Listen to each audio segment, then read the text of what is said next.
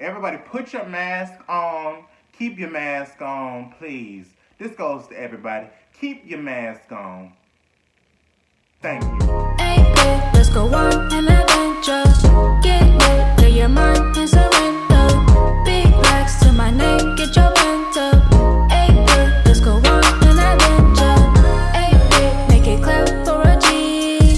Acrylic nails all on me. 6-inch heels all on her feet. Got gold bangs all on my What up, kids? It's your boy Stephankendrick, and I am back with another video, and welcome back to my channel. Alright, so, yeah, it's been a minute since I've uploaded a video.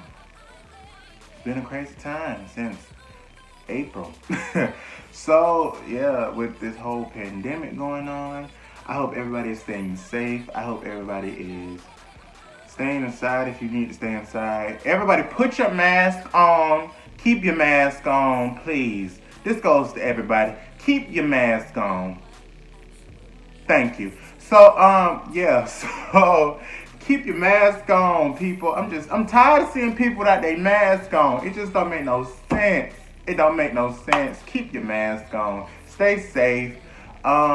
This pandemic is a crazy time. It's also a crazy time with dealing with social injustices, especially for the black community, because Black Lives Matter, and all lives can't matter unless Black Lives Matter. Black Lives Matter, LGBTQIA lives matter, everybody lives matter, Latino lives matter, Asian lives matter, white people lives matter. Everybody lives matter, but we have to stop with the social injustice. We have to defend our black people because we are dying every day. We are. In the hands of not God or whoever you believe in, but the hands of the blue lives. So, people think that's okay, but it's not. So, stay safe. I hope you guys staying safe, but I done rambled. So, this video is about me discussing me finally getting my degree, my AA degree. Yes, I did that. All right. I got my degree, and this video is about me talking about that college experience, those 2.5 years. Me talking about the highs and the lows of that. I'm also going to be talking about black mental health because that is a prominent discussion nowadays because we are stuck in the house, we are quarantined. Everybody's quarantined, mostly. You know what I mean? So yeah, we're gonna be talking about black mental health, and I want to be talking about toxic masculinity. Yeah, toxic masculinity, that's a thing. And if people don't think that's a thing, it's a thing. So we're gonna be discussing that today too, and my opinions and views on black mental health and toxic masculinity, and also again my first half of my college journey. So yeah. But first, if this is the first time you are seeing my face or knowing of who I am Stephan Kendrick. Thank you for coming and stopping by my channel to watch my video. I appreciate it. Don't forget to give this video a like. Please like this video up. Like it. I cannot say like enough. Yeah. So like this video. Also subscribe to my channel. Join the fam. Join my support group, my supporters. We're trying to do this thing and get these numbers up. So subscribe to my channel. Also share this video to anybody you know. This is an important video to me. But share this video to anybody you know. Share it to your mama, your daddy, your dog, your baby daddy, your baby mama, your ex-girlfriend, your ex-fiance, whoever you want to share it to. Your turtle, your frog. I don't care who you want to share this video. Share this video to anybody you know who would like to hear about these topics. And also hit that notification bell on the side so you'll be notified every time I post because it's getting crazy out here. Also comment down below. Anything you want to comment. Not anything, but wait a minute. Comment down below anything that you thought was thoughtful or insightful in this video. And comment your experiences. If you had any experiences, any college experiences you want to talk about, any black mental health experiences you want to talk about, any toxic masculinity experiences you want to talk about, then know that I am not alone because I have gone through this personally. Comment that thing down below, and also hit me on my socials that are in the description below. There will also be some other links in the description below, so stay tuned for when I talk about that. So without further ado, let's get into this video. Woo! Yeah. All right. So yeah. So the first topic I want to talk about is me graduating from Indian River State College with my AA, my Associate in Arts degree. I want to show y'all. This is This is what. Oh, they have my name on it. Oh Jesus, you don't see my address. But this is what it looks. The thing came in, cause I don't get to graduate like commencement wise, like regular people. So they had to send my degree in the mail, and plus I finished over the summer. Right? So my experience at IRC was very interesting. Yeah. Alright.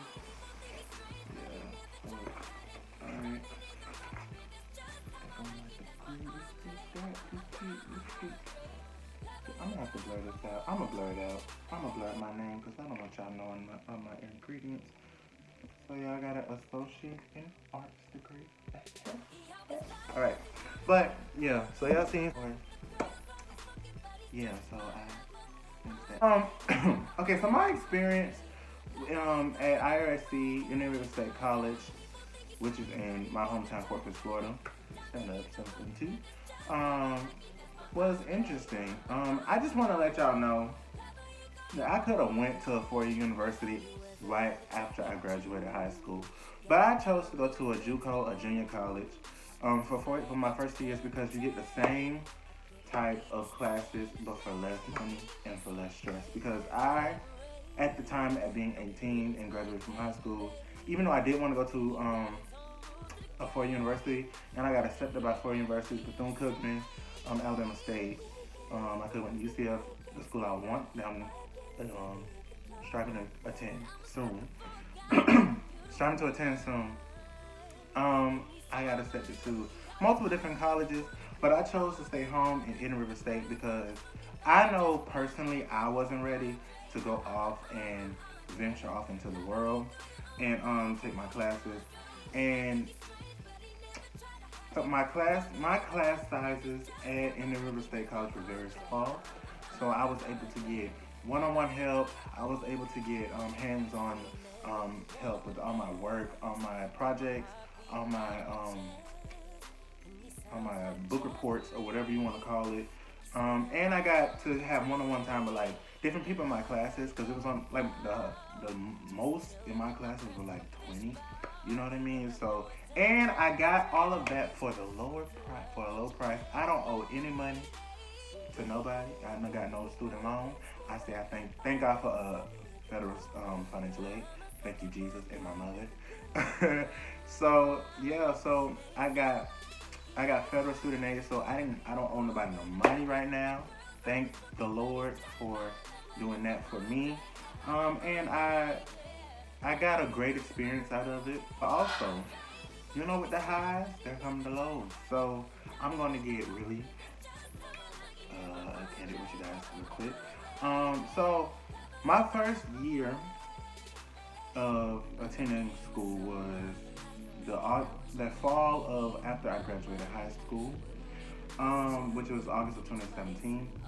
I attended school, and all my friends, most of my friends, they went off to school. Especially my best friend, she went off to school, and my other friends, we were trying to find our way as individuals now, as adult individuals, since we were 18 and we were going off to college, and we were doing whatever college and military and whatever we were going to do with our lives. And so,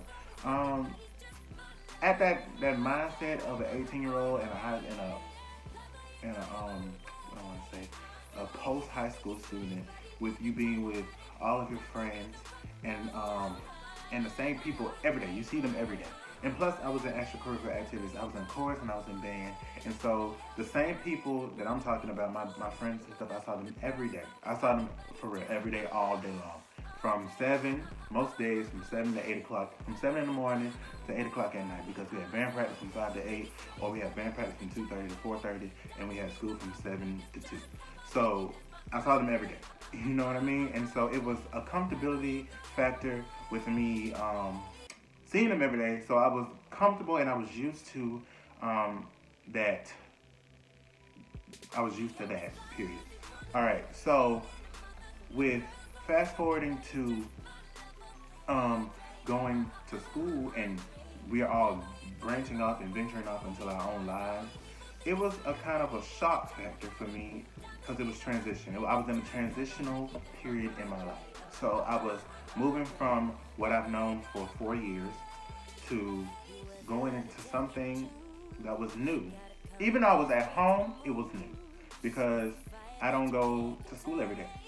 I don't go to school every day. I don't see my friends every day, the ones who I'm comfortable with seeing every day.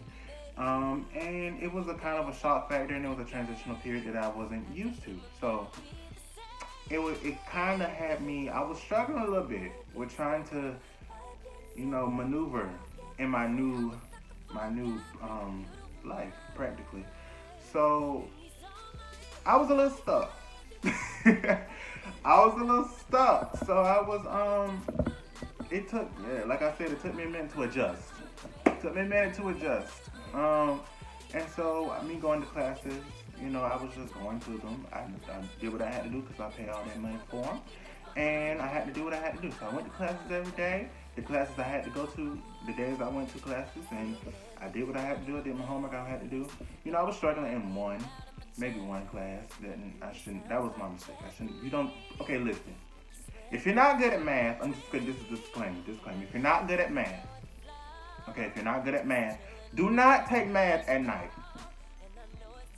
I'm just gonna be honest. Don't take math at night. Don't do that. Don't take a 3-hour class at night from 5:30 to 8 o'clock, a math class. Don't do that, because you will fail. Not fail, you probably won't do as good as you think you was gonna do. So I did that, and I messed up, and it was hard. So, yeah, that point of my life, it was difficult. And me being who I am, I don't profess or confide my feelings or my emotions to people. I keep all myself inside. I'm an Aquarius. We're not that type of person. Shout out to my Aquarius gang. Comment down below if you're an Aquarius. I don't do that. So me being who I am and me maneuvering the way I maneuver, so it took a toll on my mental. And to be honest, I was in a depression. Cause it was different because I wasn't used to living daily life the way I am, and college the way I was, and I was like, oh, Stephan, you're in college, so you are now with the big dogs now. But however, my mindset is still, I want to be with my friends all the time. I want to see them, and I'm not. And it's not really helping me. You know what I mean? This is not cool. So yeah, I was depressed that whole semester. And that was, to be honest, and when the semester ended, that was my worst semester I've ever had. Ever. Like, in school history.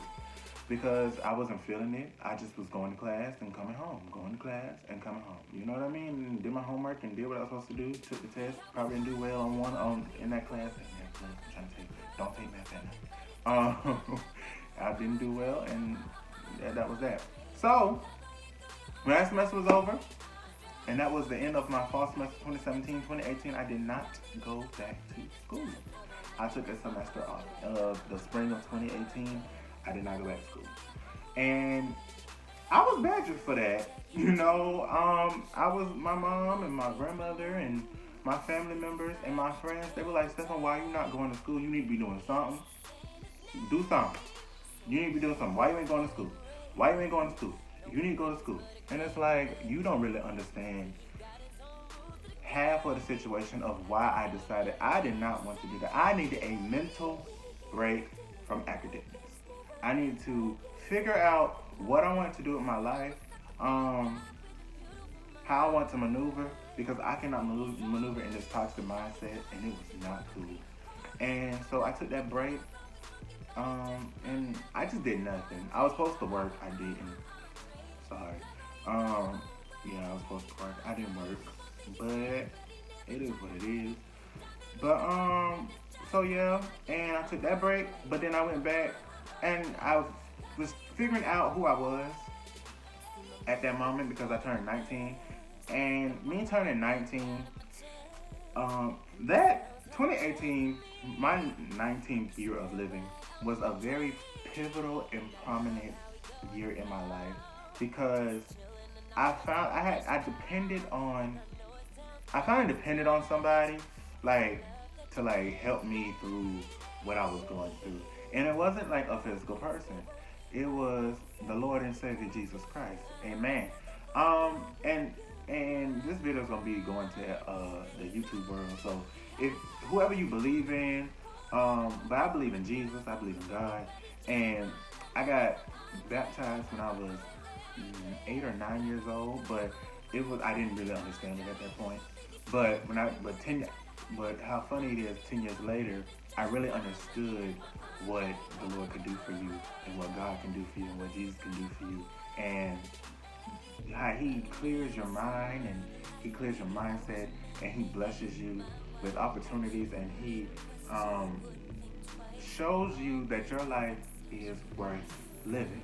And people keep saying that God that He shows you that your life, but you have to experience it for yourself to understand it yourself, for it to edify your soul and speak to your soul and your mind and your body, to realize that what they've been saying, what everybody been saying, what your pastor been saying, what all the deacons and the deaconesses and the mothers and your mama and your daddy, what they've been saying, it's true. He does work. And I'm not gonna go on a ramble or a tangent on how the Lord worked for me, but it was a very pivotal and prominent moment in my life for me to go back to school in the fall, willing to work and ready to grind and really space my time out because I felt like I was losing because I stayed home. Even though that was my decision. I was like, you know what, I should have went to a 4-year university and then I'd be somebody. But I'm still somebody, and I'm at a junior college. I'm still in school. I'm still in college. So I had to remind myself that all the time that I am still in school. You know what I mean? And I'm still in college. I'm still doing the same work, and I'm still getting the same credit, and I still will have the same degree that I would have if I went to a 4-year university. But so I went back to school that fall, and I spaced my classes out. And with my advice, I was like, look, I'm finna take my time. Okay, I'm finna do what I need to do, but I'm gonna space this out. And so I took 2 classes that semester. I did very well. I aced both of them. I did very well. What was that? Spring of 2019, I took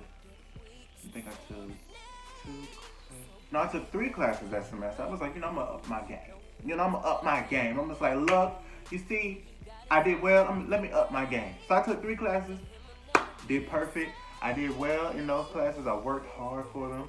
I went back, and then when I started my YouTube channel, I was in my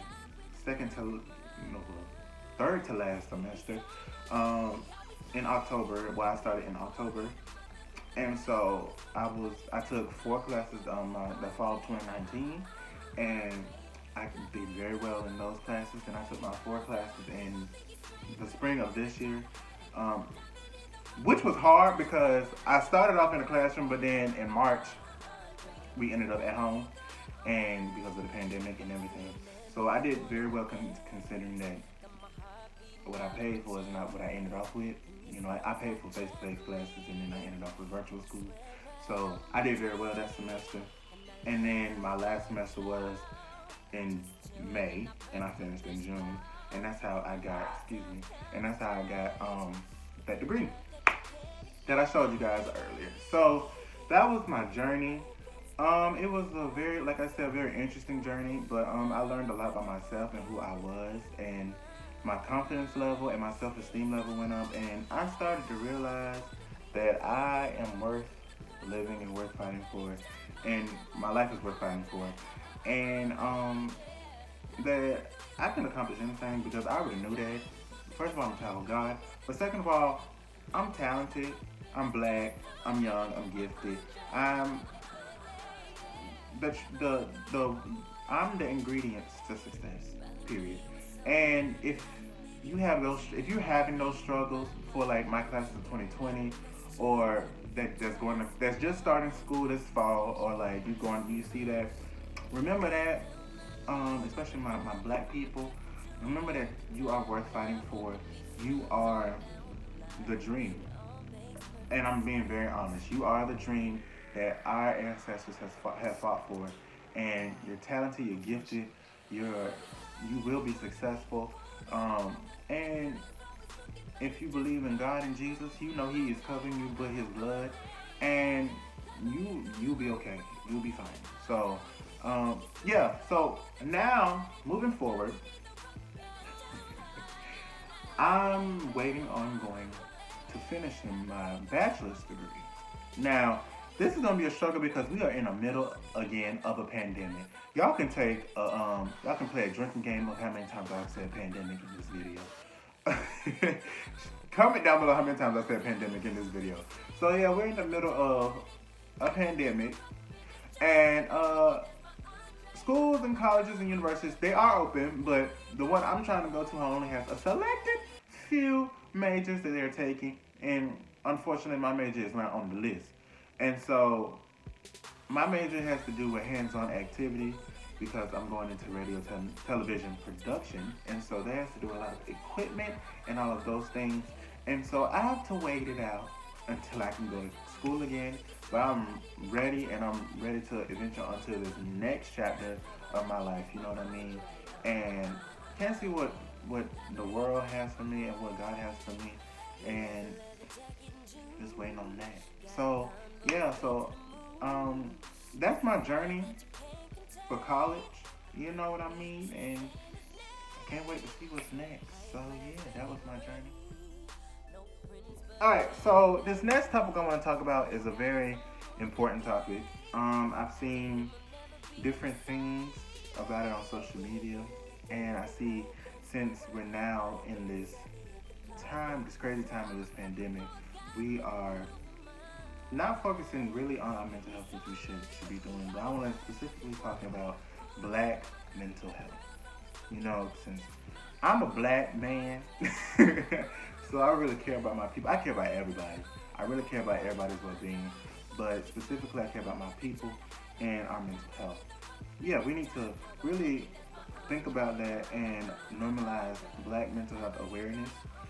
Because black mental health because our mental health in the black community, it goes unnoticed a lot, and we do not acknowledge that we have mental health issues or mental health problems or mental health anything. You know what I mean? Because when black people think of mental health, they think of crazy, psychotic, insane, and we don't think about going to psychiatrists or therapists.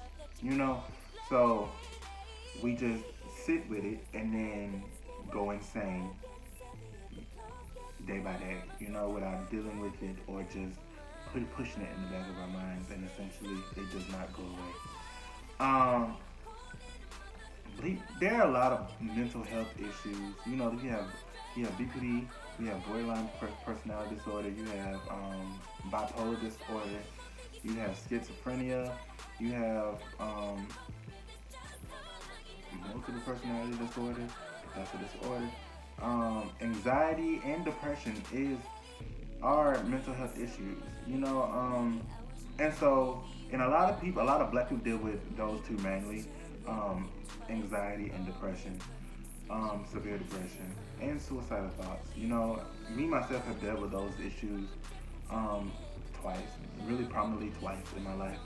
I talked about it briefly in the last topic I was talking about with my college journey, with the battle with depression, and it was really serious that I was able to. I mean, I didn't talk to anybody. Essentially, I talked to God and Jesus and trying to figure that out. But essentially, one day I may have to go to a therapist or whatever and really discuss my issues, and that is okay. It is okay to go see therapy, to receive therapy and counseling. And it's okay to say, look, I'm not good today. You know what I mean? Because at least you're admitting that something was wrong and you want to fix it to be at your best self as possible.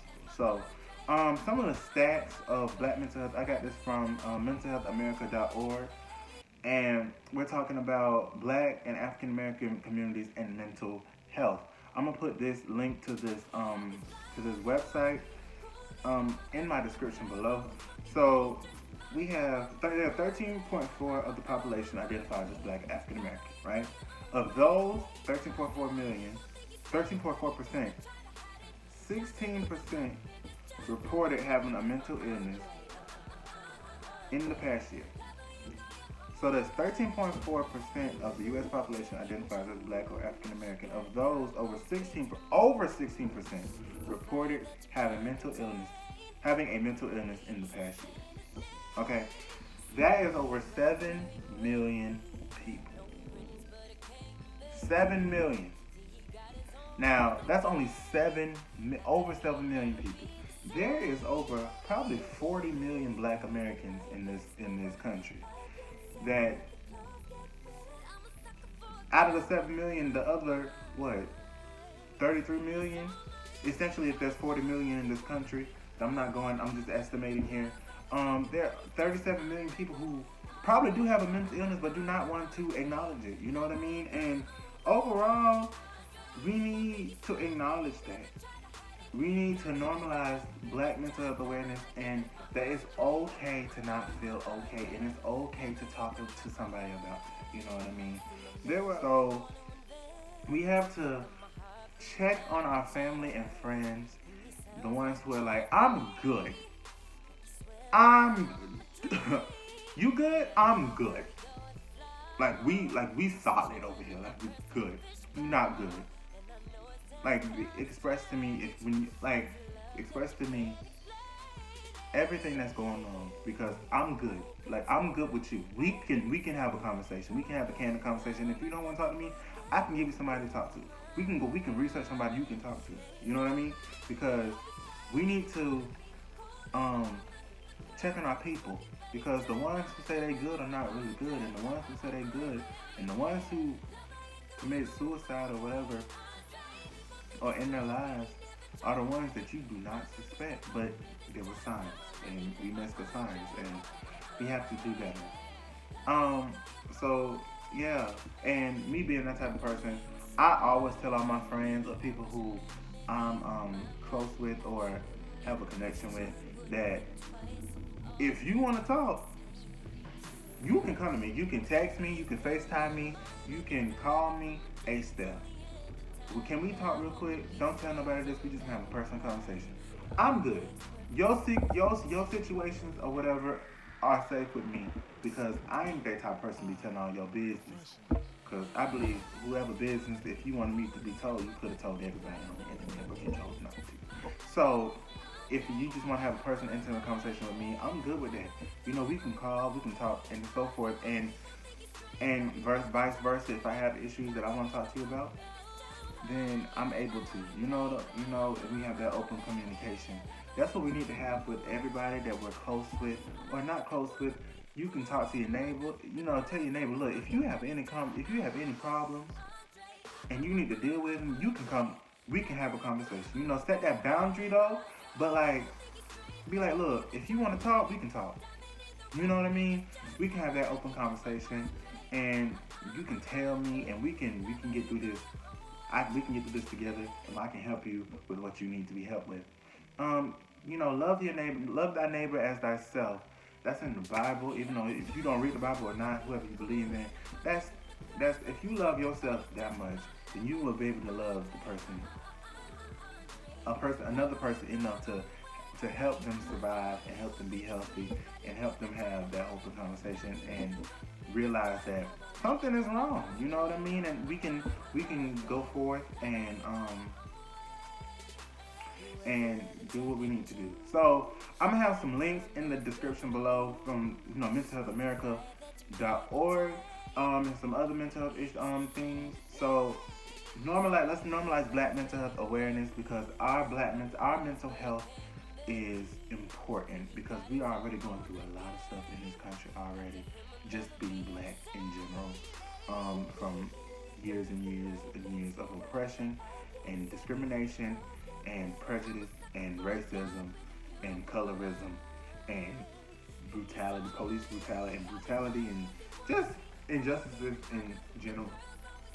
So we have to keep our mental health in check and keep our physical health in check and keep our spiritual health in check. So yeah, so Black mental health awareness, I'm an advocate for it, and I think we can change the world. My next topic is something that I've dealt with personally, and I'm gonna tell my personal stories in this topic. It's toxic masculinity. All right, so toxic masculinity is a widespread, known thing in the world. Like, people know about it, but like people don't like to talk about it. But especially in my community, my Black community, we have an issue with toxic masculinity. And I've been around it, and especially in my hometown, it's crazy. So I'm gonna give y'all two definitions of toxic masculinity. I'm gonna give you the dictionary version, and I'm gonna give you the Urban Dictionary version. All right, and I'm gonna post these on my screen, so it's gonna be probably right here. I'm gonna post them on my screen. The dictionary version of toxic masculinity is a cultural concept of manliness that glorifies stoicism, strength, virility, and dominance, and that is socially maladaptive or harmful to the mental health. Toxic masculinity can also affect your mental health. That's another thing I'm gonna need you to understand. Yeah. But the Urban Dictionary version, which it kind of breaks it down, you know what I mean, is the social science term that describes narrow repressive type of ideas about the male gender role that defines masculinity as an exaggerated masculine traits like being violent, unemotional, sexually aggressive, and so forth. Also suggests that men who act too emotional, or maybe aren't violent enough, or don't get all of the things that real men do, or don't do them, all the things that real men do, can get their man card, their masculine card, taken away. Many people confuse the difference between masculinity and toxic masculinity. However, one can be masculine without having toxic masculinity. All right. So I know there's a lot of Black men out here who think it's okay to teach their young Black men that real men don't cry. Real men don't have emotions. Real men are tough. Real men, they don't show it on their face. You know, we get back up, we keep it pushing. You know what I mean? Real men are aggressive. You have to assert your dominance in your relationship and in every way you go, because you a real man. You about that life. You know what I mean? You know, and you get what you want because you a man. You a real man. And to be honest, I believe that is complete BS to me, because in my opinion, I have gone through this all of my life. That we live in a time where men believe that being violent and aggressive and hard and unemotional is being a man, and it's not. You know what I mean? There are people still in this world that think that men going to get pedicures, manicures is gay, is feminine. Men dyeing their hair is gay, but to a certain degree, because it's a double standard. When OBJ dyes his hair, it's lit, it's a craze, it's a trend. But if I dye my hair, I'm gay. Yeah, so examples. People think that men dyeing their hair gay. People think that men getting nose piercings are gay. People think that men getting earrings are gay. Um, People think that men washing their faces and using face masks and want to smell good and use body scrubs and exfoliants, that's gay. No, it's called hygiene. I'm just saying, normalize hygiene in men. You do not have to be stank, nasty, dirty. Your face, when you wash your face, the rag is black when the rag was white when you first initially had it. Your nails are dirty, like, and you dye your hair is not taken care of, and it fall out, and it's dirty, and it got gunk and all this other different nasty stuff in it. It's hygiene. Women and men like men, because I'm gonna be honest, women and men like men who have good hygiene. Okay, they like men who cut their nails. They like men who has clean nails. They like men who wash their face. They like men who brush their teeth. They like men who takes pride and time into looking good, and feeling good about themselves. Because hygiene is not a want, it's a need. It's a basic necessity. You should take care of yourself, your hygiene every day. You know what I mean? It's gross if you don't. And that should be a thing that we should normalize in this world. There's a lot of normalizations that should be happening right now. Okay, men having good hygiene and taking care of themselves should be normalized, right? It's not a gay thing. It's not a feminine thing. It's a human thing, a hygienic thing. That's what it should be. You know what I mean?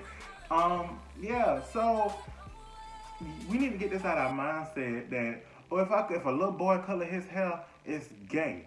It's not gay. If a little boy likes to dance and he could do a split or whatever you want to call it, he can dance, very flexible, it's not gay. You know what I mean? If a little boy wants to sing, if a little boy wants to act, if a little boy wants to be a mime and has to wear face paint, it's not gay. It's just, that's his passion. You know what I mean? And that's just what he wants to do with his life. And you should not judge a man or a little boy because of what he is passionate about. That shows your character. And you probably was raised that way. You probably were raised that way. And we need to break, like we said, normalize breaking generational curses. You know what I mean? Normalize being open-minded about certain situations, because men can cry. Men have emotion. We are human. We're just male and female. You know what I mean? I might have testicles. She might have ovaries. It's the same thing, essentially, except for mine are lower and hers are inside. So this men can cry and women can't. I mean, men can't cry and women, and it's a woman trait. It's disgusting. And toxic masculinity also, toxic femininity is a thing too for women. You know what I mean? Women can play sports. Let's get into it. You want to have a conversation? Toxic masculinity, toxic femininity is a thing. They're things, man. And if a girl want to play basketball, if a girl want to play football, if a girl want to play softball, if a girl want to play whatever she want to play, she can play it. Let her play it. She don't have to be a cheerleader, a dancer, a flag girl. She don't have to make the costumes, do the makeup. She want to be in the action. Let her be in the action. That's why we have WNBA. That's why we have softball, probably a national softball league. That's why we have volleyball leagues. If a boy want to play volleyball, let him play volleyball also. That's why there are girls in sports. That's why girls qualify for the Olympics. Women qualify for the Olympics. Girls play tennis. Girls play sports. You know what I mean? Girls can play sports. There's nothing wrong with a girl playing a sport. In and men can cook, men can wash dishes, men can take care of children. That's not these traditional ways of, perceptions of men and women needs to stop. We are in 2020. We are in the 21st century. Women and men can do opposite things and succeed in this world. Okay, women can do it all. They have been doing it all for the longest. Okay, my mama is a woman. Okay, she can raise me, go to work, and do all these other things that she wants to do with her life because she can't do that. That's what she can do. Seeing women do it all is very rewarding and an achievement, and I'm glad I can look at this world and see women do it all. And especially black women do it all because y'all count black women out. And it's disgusting and it's frustrating at this point because black is what this country is built off of. So, if you want to get into that conversation, we can get into that conversation later. But I'm just saying, seeing what women and men do not have to do what traditionally set to do. They can do opposite things. You know what I mean? And we need to stop. We need to normalize. We need to acknowledge that it's real, toxic masculinity and toxic femininity. Realize that it's real and acknowledge that we need to stop it. And we need to normalize that people can do anybody can do it all. If you set your mind to it, if you strive to do great, you can do it all. You know what I mean? And that's just basically it. That's the whole conversation. Alright, so before we end this video, I have to give you my Steph playlist of this video.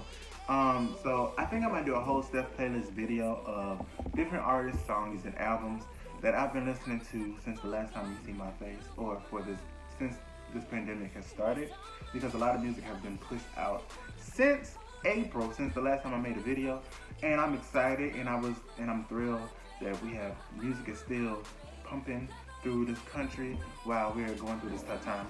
But I'm thinking I'll make a whole video on that, but I'm gonna give you the clip notes or the smaller version of my Steph playlist video. So I'm gonna give you 3 artists I've been listening to and 3 albums I've been listening to. There we go. So here we go. So 3 artists I've been listening to are Kehlani, Chloe and Halle, Brandy. All right, those are my 3 artists I've been listening to since this pandemic, and 3 albums I've been listening to. Ungodly Hour by Chloe and Halle, It Was Good Until It Wasn't by Kehlani, and B7 by Brandy, Immaculate. All 3 of those albums are immaculate. It Was Good Until It Wasn't came out 4 months ago, and I still jam that album. It's a good album. She gives you some subliminals in that album that you gotta find that. Also, I've been listening to Victoria Monet, Jaguar. That was bomb. That's a bomb album. Who else got a good album? JOJO, Good to Know came out. I told y'all in my last video, y'all better get on that JOJO. She releasing the deluxe version this Friday. Let's get it. 828, baby. Let's get it. Toni Braxton. Let's get it. Spell My Name. It's coming out 828. Yeah. So like I was saying, Chloe and Halle, Ungodly Hour came out in June. I still bumped that album. Kehlani, Good Until It Wasn't. I still bumped that album. Good to Know, the standard version. I still bumped that album by JoJo. Spell My Name didn't come out yet all the way, but the songs is on that album. I bumped that. Yeah, there's been some good bops coming out. B7, I bumped that album hard.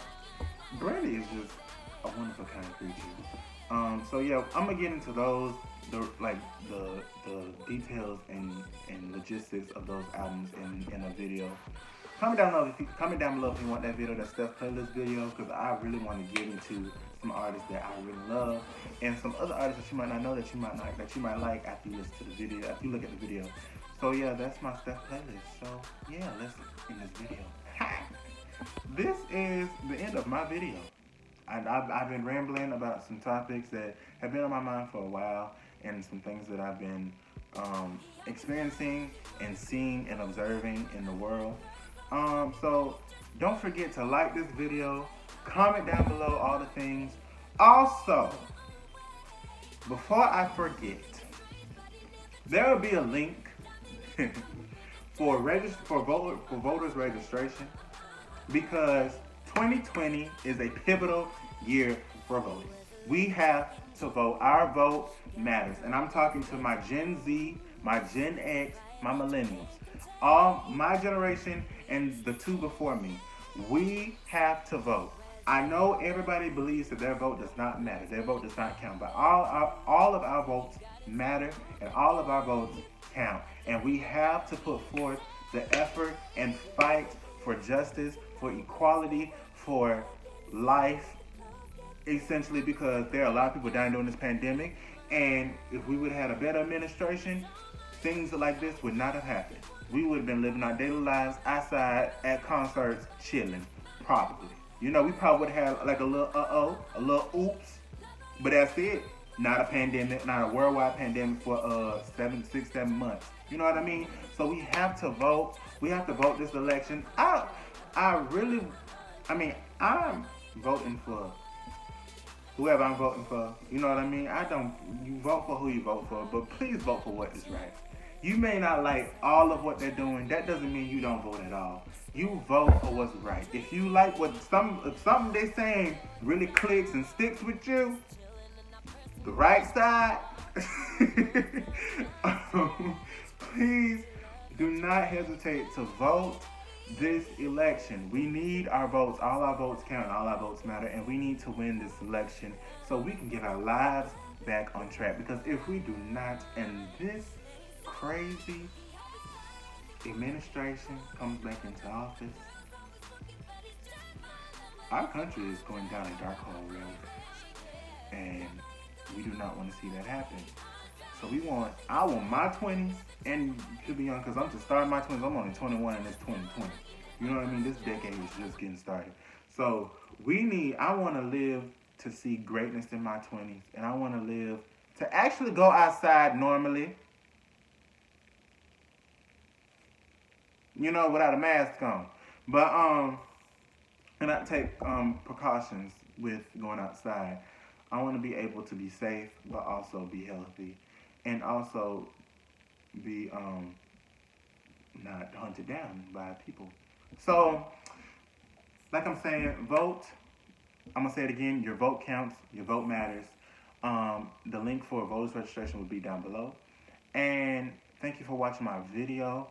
Like I said, don't forget to like, comment, subscribe, and share. Hit that notification bell on the side. I'm Stephan Kendrick, and thank you for coming back to my channel. And thank you for coming to my channel. So yeah, peace, love, next level greatness. We are all about that. And unity, I'm Stephan Kendrick. Bye.